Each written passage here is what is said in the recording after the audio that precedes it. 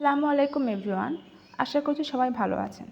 আজকে আমি তৈরি করে দেখাবো খুবই সহজ একটা রেসিপি, সুজির বিস্কিট। শুধুমাত্র একটি ডিম আর 1 কাপ সুজি দিয়ে অল্প সময়ে এই বিস্কিটগুলো বানিয়ে নিতে পারবেন।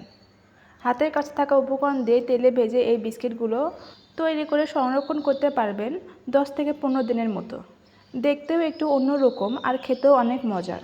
তো আশা করছি আজকের রেসিপি ভালো লাগবে। তো চলুন আমরা এখন বিস্কিট তৈরি করতে থাকি। প্রথমে একটি বাটিতে ডিম ভেঙে নিচ্ছি, অল্প একটু লবণ দিয়ে দিচ্ছি আর 1/4 কাপ দিয়ে দিচ্ছি চিনি। এখন এই ডিম চিনিটা খুব ভালোভাবে মিশাতে হবে যতক্ষণ না পর্যন্ত এই মিশ্রণটি ফ্লাফি হয়ে যাচ্ছে। এটা যত ভালো করে মিশাবেন বিস্কিটটা ততটাই ভালো হবে।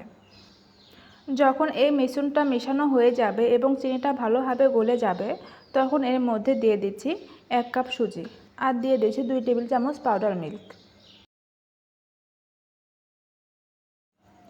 এখন সুজি আর ডিমের মিশ্রণ একসাথে ভালোভাবে মিশিয়ে নিতে হবে। প্রথমে মিশ্রণের সময় অনেক নরম মনে হতে পারে। যখন মেশানো হয়ে যাবে কিছুক্ষণ রেস্টে দিবেন 5 মিনিটের মতো। এখানে 5 মিনিটের মতো রেস্টে দিলেই হবে। 5 মিনিট পর ফিরে এসেছি। দেখতেই পাচ্ছেন সুজির ডোটা কেমন হয়েছে।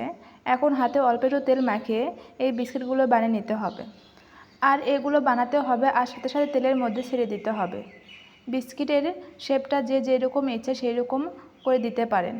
কেউ চাইলে কৌটার কাপ দিয়েও বানাতে পারেন, আবার কেউ চাইলে হাত দিয়ে গোল করেও বানিয়ে নিতে পারেন। আমি একটা চামচের সাহায্যে ডিজাইন করে নিয়েছি আর অল্প আঁচে তেল গরম করে নিয়েছি। তেল তেমন একটা গরম হয়নি। এই পর্যায়ে সবগুলো বিস্কিট দিয়ে দিয়েছি।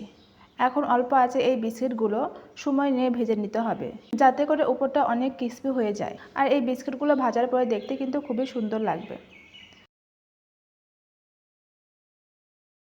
বিস্কিটের এক পাশ হয়ে গেলে অন্য পাশ উল্টে দিয়ে ভেজে নেব। তো বেশ কিছুক্ষণ ভেজে নেওয়ার পর দেখতেই পারবেন আস্তে আস্তে কালার আসা শুরু করেছে। যেহেতু বিস্কিটের সাইজগুলো একটু বড়, তো সময় নিয়ে ভাজলে ভিতরটা কুক হয়ে যাবে। তো আমার এখানে বিস্কিটগুলো ভাজা হয়ে গেছে আর ভাজার পর দেখেই বোঝা যাবে উপরে মনে হবে অনেকটাই দানা দানা ভাব। এই পর্যায়ে তেল ছড়িয়ে বিস্কিটগুলো উঠিয়ে নেব। একইভাবে সবগুলো বিস্কিটই আমি তেলের মধ্যে দিয়ে দিচ্ছি। আপনারা অবশ্যই ডুবোনো তেলে বিস্কিটগুলো ভাজার চেষ্টা করবেন, তাহলে এটা আরও বেশি মজার হবে। ছোট বড় সবাই এই বিস্কিটটি অনেক পছন্দ করবে, এমনকি চায়ের আড্ডাতেও এই বিস্কুট পরিবেশন করতে পারবেন। আমার বিস্কিটগুলো ভাজা হয়ে গেছে। তেল থেকে ওঠানোর পর বিস্কিটগুলো দেখতে অনেক সুন্দর লাগে। এইভাবে বিস্কুট তৈরি করে সংরক্ষণ করতে পারবেন 10 থেকে 15 দিনের মতো। তো আশা করছি আমার আজকের সহজ বিস্কিটের রেসিপিটা ভালো লেগেছে। আমার এই রকম নিত্য নতুন সহজ রেসিপি পেতে পেজে ফলো করে রাখুন আর অবশ্যই বেশি বেশি লাইক, কমেন্ট ও শেয়ার করবেন। আবারও পরবর্তীতে কোনো নতুন রেসিপি নিয়ে হাজির হব। আজকে এখানেই বিদায় নিচ্ছি। আল্লাহ হাফেজ।